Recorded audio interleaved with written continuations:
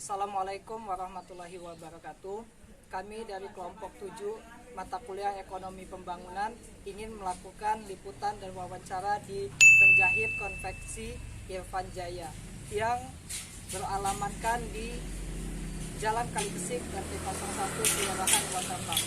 Sebelumnya kami ingin memperkenalkan diri kami terlebih dahulu. Perkenalkan, nama saya Derli, NIM 2001010110. Yang kedua yaitu Nama saya Muhammad Armen Yusa Putra, NIM 2001010131. Nama saya Andreas Solepi, NIM 2001010122. Perkenalkan, nama saya Naif Rizal dengan NIM 2001010117. baiklah, sebelum kami mengadakan liputan dan wawancara kepada pemilik penjahit konveksi Irfan Jaya ini, kami akan menjelaskan sedikit pengertian tentang UMKM itu sendiri. UMKM adalah istilah yang sudah tidak asing lagi di telinga masyarakat. Apa itu UMKM? Kepanjangan UMKM adalah singkatan UMKM, yakni usaha mikro, kecil, dan menengah. Pemerintah sendiri telah menetapkan pengertian UMKM dan kriterianya beserta contoh UMKM. Arti UMKM tersebut tertuang dalam nomor 20 tahun 2008 tentang usaha mikro, kecil, dan menengah. UMKM artinya sebagai bisnis yang dijalankan individu, rumah tangga, atau badan usaha ukuran kecil. Penggolongan UMKM lazimnya dilakukan dengan pembatasan omset per tahun, jumlah kekayaan atau aset, serta karyawan. Sedangkan usaha yang tak masuk sebagai UMKM dikategorikan sebagai usaha besar, yakni usaha ekonomi produktif yang dilakukan oleh badan usaha dengan jumlah kekayaan bersih atau hasil penjualan tahunan lebih besar dari usaha menengah, yang meliputi usaha nasional milik negara atau swasta, usaha patungan, dan usaha asing yang melakukan kegiatan ekonomi di Indonesia. Di tanah air, arti UMKM memiliki peranan sangat penting dalam perekonomian negara. Ini karena sektor UMKM adalah penyumbang PDB terbesar, paling banyak menyerap lapangan kerja, serta relatif tahan terhadap krisis keuangan. Sebagai contoh, Indonesia pernah diterpa krisis ekonomi hebat pada tahun 1998 yang membuat perusahaan-perusahaan besar tumbang. Namun saat krisis ekonomi tersebut, sektor UMKM banyak yang tetap bertahan. Aktivitas roda ekonomi dari UMKM di Indonesia justru menjadi penyelamat negara yang sedang berada dalam kondisi terpuruk. Baiklah, ini saya akan menjelaskan jenis UKM. Yang pertama, jenis UKM berbentuk usaha mikro. Usaha mikro UMKM adalah usaha produktif milik orang perorangan dan atau badan usaha perorangan yang memenuhi kriteria usaha mikro sebagaimana diatur dalam UU tersebut. Apa itu restrukturisasi dan restrukturisasi kredit? Penjualan atau omset dari usaha mikro dalam setahun paling banyak 300 juta dan jumlah aset bisnisnya maksimal 50 juta. Tak jarang dalam pengelolaan keuangan, usaha mikro masih tercampur dengan keuangan pribadi miliknya.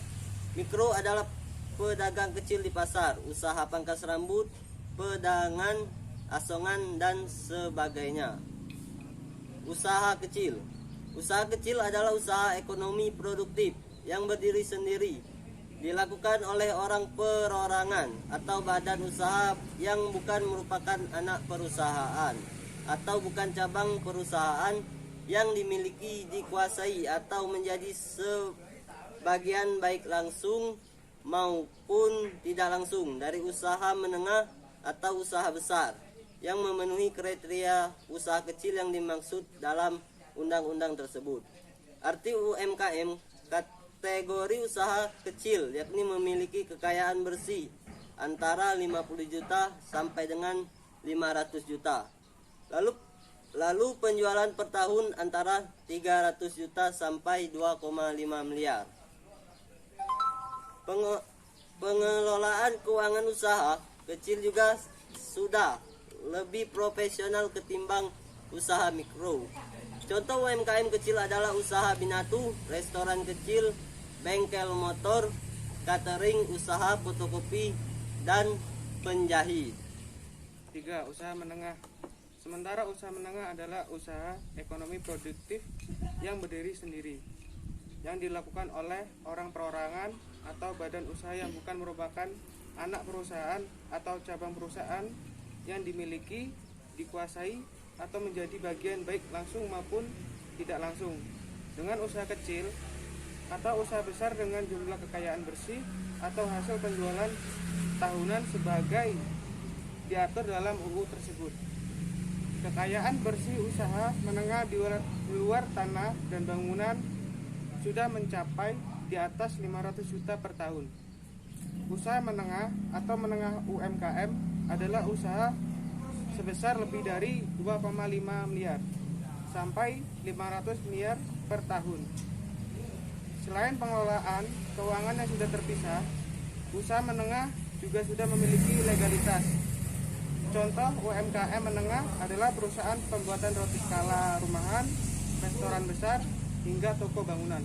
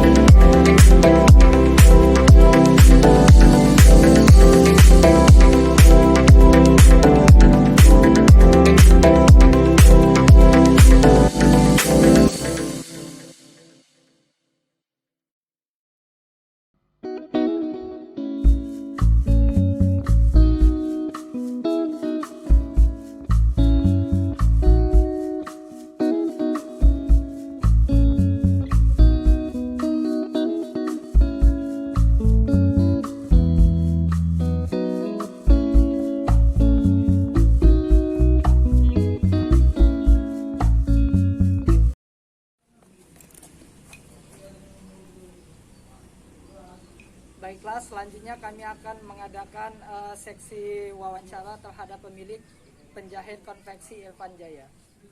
Assalamualaikum Bapak, kami dari Universitas Indonesia kelompok 7 ingin mewawancari Bapak tentang UMKM dan ini masalah mata kuliah ekonomi pembangunan. Ya, kalau boleh tahu kita sekarang bersama dengan Bapak siapa ya Pak? Edi. Oh, Bapak Edi. Kira-kira kapan ya Bapak memulai usaha tersebut dan mengapa sih Bapak tertarik dengan, untuk memilih usaha tersebut gitu? Buka sekitar 20 tahun lah. Oh, 20 tahun. Kalau Bapak tertarik di situ, kenapa Pak? Kalau bisa memilih usaha tersebut? Kalau itu pakai sekolahnya karena anak-anak sekolah kita makin lama makin banyak. Orang banyak.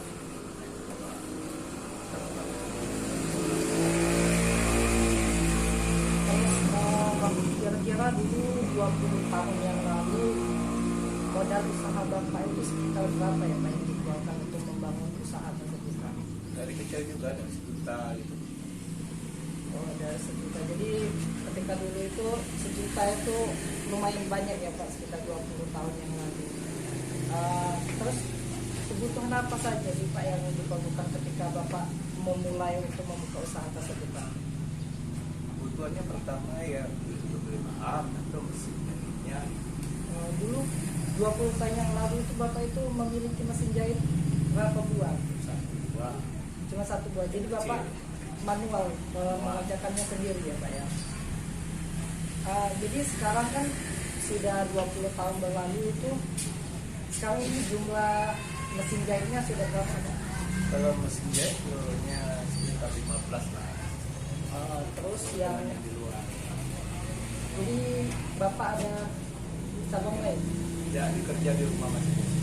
Oh, jadi kalau yang jumlah pekerja Bapak di sini berapa ya Pak?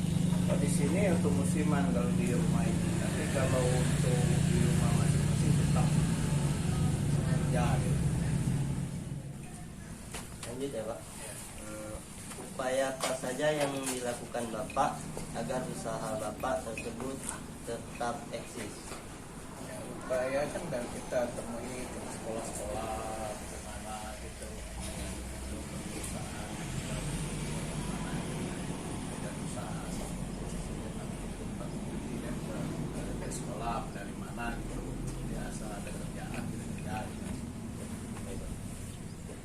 Ada pesaing atau tidak Pak di kota Lubuk? Kalau persaing banyak Banyak. kita usaha jahit kalau kita persaing banyak. Keuntungan dalam usaha Bapak tersebut kira-kira berapa ya? Itu nggak bisa diprediksi berapa, tapi kita usahanya kalau ada pekerjaan. Pertanyaan selanjutnya Pak, apakah ada kendala-kendala dalam peralatan tersebut? Kalau sekarang nggak ada lagi, makanya kita bisa tempuh kendala juga ada lagi. Kemudian bagaimana cara orang tahu dan ingin memesan barang dari Bapak? Kita datang kalau di sekolah-sekolah juga kita kan ini apa namanya itu yang mana teman kenalan itu dikasih kartu nama gitu. Khusus kalau untuk promosi Bapak lewat mana? Kadang-kadang anak melalui WA. Oh, WA ya Pak.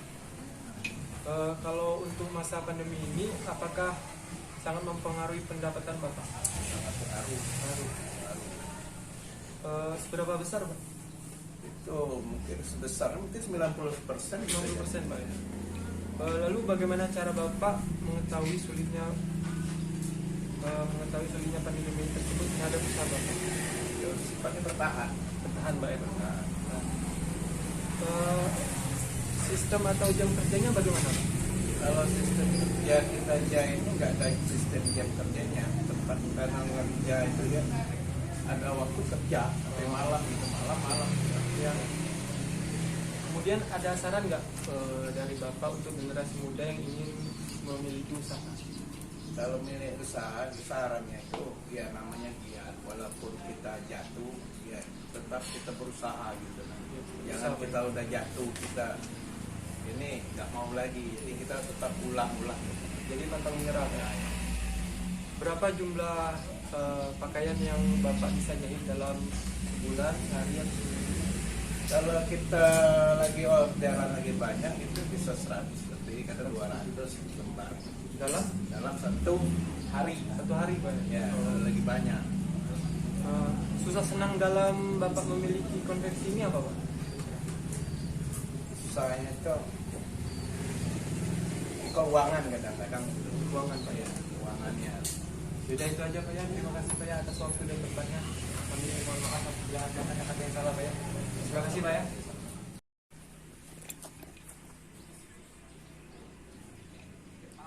Itulah hasil dari liputan dan wawancara kami pada penjahit konveksi Irfan Jaya.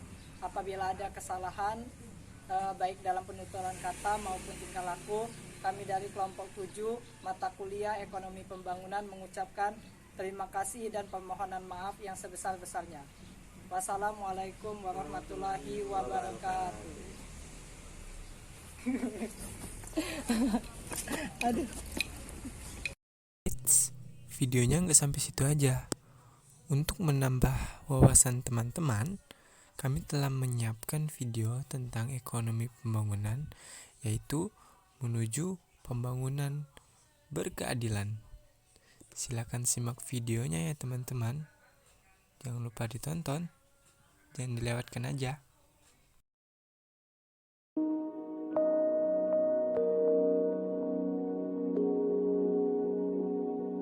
Dalam 40 tahun terakhir, ada satu model ekonomi yang mendominasi perekonomian global, yaitu model yang bertumpu pada pertumbuhan produksi, pertumbuhan konsumsi, dan pertumbuhan pada keuntungan. Untuk menciptakan model ekonomi ini, sebagian besar negara sepakat untuk menciptakan kebijakan yang menguntungkan korporasi multinasional, melakukan privatisasi barang publik dan sumber daya milik bersama, serta menekan upah buruh. Ekonomi global yang berfokus pada keuntungan ini telah menimbulkan dua krisis global, yaitu krisis kesenjangan antar manusia dan krisis lingkungan. Bersama-sama, dua krisis ini mengancam masa depan peradaban manusia dan mengancam planet kita. Kesenjangan antara yang kaya dengan yang miskin juga semakin meningkat di hampir semua negara. Bahkan menurut sebuah penelitian yang dibiayai NASA, kesenjangan telah menjadi sangat tinggi sehingga menjadi ancaman serius bagi peradaban manusia. Namun, kesenjangan antar negara juga telah berkembang lebih besar lagi. Setengah dari 7 miliar populasi dunia mempunyai kekayaan kolektif yang sama dengan 85 orang terkaya di dunia. Coba bayangkan itu. 85 orang terkaya dunia mempunyai kekayaan yang sama dengan 3,5 miliar orang. Dan 80% dari semua penduduk dunia masih hidup di bawah $10 per hari. Cara lain melihat masalah ini adalah melalui keluarga Walton. Mereka memiliki toko retail terbesar di dunia, Walmart, yang memiliki total nilai $150 miliar. Kekayaan mereka dihasilkan dari jerih payah rakyat miskin. Buruh garmen perempuan di tempat seperti Bangladesh bekerja dengan upah yang sangat minim tanpa adanya standar pelindungan kesehatan dan keamanan. Mereka mempertaruhkan hidup mereka untuk membuat pakaian murah tak berkualitas untuk perusahaan seperti Walmart. Dalam 1 tahun, buruh garmen perempuan dari Bangladesh mendapatkan kekayaan lebih sedikit dari yang dihasilkan Christy Walton dalam hanya 1 detik. Satu isu lagi adalah soal lingkungan hidup. Lingkungan mempunyai batas kemampuan untuk memulihkan dirinya sendiri. Dan ketika kita melewati batas itu, lingkungan kita akan berubah sangat drastis hingga ke titik yang mengancam keberadaan manusia. Batas itu dikenal dengan sebutan batas daya dukung bumi. Saat ini 3 dari 9 batas daya dukung bumi ini telah terlampaui. Apabila kita tetap mengkonsumsi dengan cara yang seperti ini, hal ini hanya akan membawa bencana. Di Bangladesh, pasang meningkat 10 kali lebih cepat dari rata-rata global, namun negara itu hanya menghasilkan 0,3% dari emisi perubahan iklim. Di tahun 2050, 50 juta penduduk Bangladesh harus mengungsi keluar dari negaranya sendiri. Kira-kira kemana mereka akan pergi?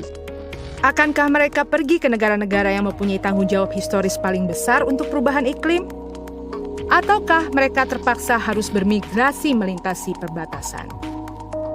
70% dari rakyat miskin adalah perempuan. Mereka mengkonsumsi paling sedikit, mendapatkan upah paling sedikit, dengan kepemilikan paling sedikit. Namun mereka harus menanggung beban paling banyak. Nyatanya, perempuan 14 kali lebih mungkin kehilangan nyawa mereka saat terjadi bencana. Ini bukanlah sesuatu yang tidak disengaja. Ini adalah produk dari memilih untuk memotong anggaran pemerintah, memprivatisasi jasa dan barang publik, serta menyediakan perlindungan pajak bagi industri asing. Ini adalah produk dari memihak perusahaan multinasional terus melakukan ekstraksi sumber daya alam dan konsumsi yang berlebihan. Pada nyatanya, kita memiliki sistem kelola yang memastikan adanya keuntungan untuk para miliuner, namun bukan sistem global yang memastikan adanya hak asasi manusia, keadilan ekonomi, keadilan lingkungan, dan akuntabilitas untuk rakyat. Nyatanya, pemerintah telah menciptakan sistem aturan yang mengikat untuk menjamin aliran kekayaan dari negara berkembang ke negara-negara terkaya. Banyak yang mengatakan negara kaya mencoba untuk mengatasi masalah kesenjangan ekonomi ini dengan memberikan bantuan pembangunan kepada negara miskin. Bantuan tersebut bisa mencapai 130 miliar dolar per tahun. Lalu, mengapa kesenjangan itu semakin besar? Satu alasannya adalah perusahaan besar mendapatkan lebih dari 900 miliar dolar dari negara miskin setiap tahunnya melalui penghindaran pajak yang dikenal dengan trade mispricing. Selain itu, setiap tahun pula negara miskin harus membayar 600 miliar dolar untuk pembayaran utang ke negara kaya untuk pinjaman yang sebenarnya sudah lunas. Belum lagi uang yang harus dibayar negara miskin akibat peraturan perdagangan yang dipaksakan negara kaya untuk mendapatkan akses sumber daya alam dan tenaga kerja murah. Untuk ini negara miskin kira-kira menanggung 500 miliar US dollar per tahunnya. Kalau dihitung, total 2 triliun dolar mengalir dari negara-negara termiskin di dunia ke negara kaya setiap tahun. Kalau seperti ini, siapa yang membangun siapa? Rakyat di seluruh dunia kini menuntut adanya pendekatan baru yang lebih adil untuk pembangunan. Mereka menuntut adanya pembangunan berkeadilan. Mereka menuntut pembangunan yang bertujuan mengurangi kesenjangan kekayaan, kekuasaan, dan sumber daya antar negara, antara kaya dan miskin, dan antara laki-laki dan perempuan. Agenda pembangunan yang transformatif membutuhkan rangkaian sasaran dan target, dan juga membutuhkan dana. Kita bisa mengambil dana pembangunan dengan menerapkan pajak global untuk mereka yang mengeksploitasi sumber daya alam, terutama dari perusahaan transnasional. Kita juga bisa menerapkan pajak spekulasi finansial secara global. Pajak transaksi keuangan sebesar 0,05% saja dapat menggalang 650 miliar dolar per tahunnya untuk pemerintah mengatasi masalah kemiskinan dan perubahan iklim. Kurang dari 1% dari total nilai industri ekstraktif global cukup untuk menanggung biaya tahunan akses universal untuk energi bersih dan terbarukan.